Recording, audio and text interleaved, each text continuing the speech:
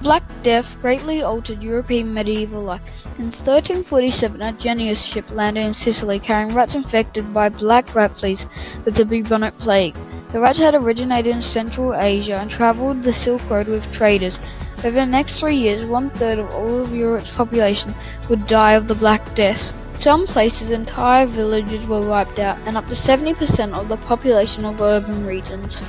Medieval Europe, with its overpopulation, lack of sanitation, poor quarantine measures, zero pest control, limited medical science, plus an increasing mobile population, was ripe for a viral and bacterial epidemic. The spread of the Black Death was as simple as being bitten by an infected rodent or flea, or being near the coffin of an already diseased person. Life in medieval Europe was very unhygienic, especially in crowded cities, and so the Black Death rapidly reached all the institutions and government officials, affecting the social hierarchy across many European countries.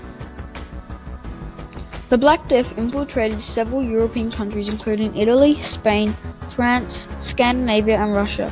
These European countries suffered from all three types of the plague: bubonic, septemic, and pneumonic. This resulted in over 50 million deaths, causing the population to go from 80 million to 30 million. Killing at least 70% of people in urban areas. Perhaps the most significant impact the plague had on Europe was simply the dramatic decrease in population size. The Black Death ultimately affected the institutions, social hierarchy, and culture.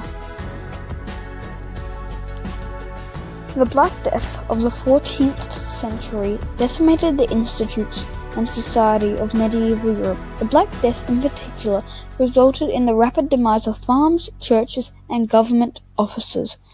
The farming institutions were heavily affected because the price of labor went up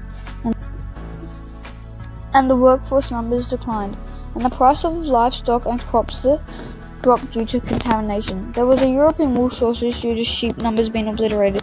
The wealthy class objected to the rising cost of labor, so they made a law that the price of food would be the same as it was before the Black Death. If the lower class demanded higher wages, they would be put in prison.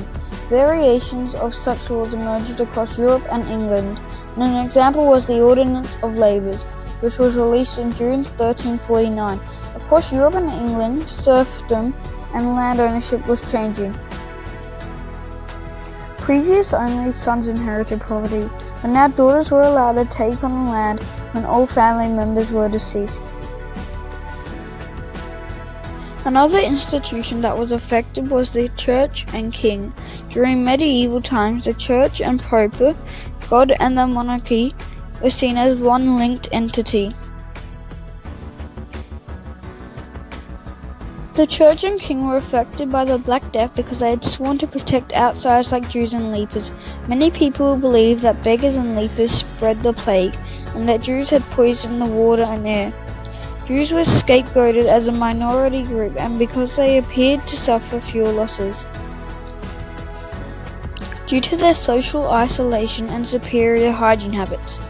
As a consequence, many Jews and fringe society members were massacred. This often led to physical and verbal abuse towards the church as well, causing it to lose power. For example, people relied on the church for everything.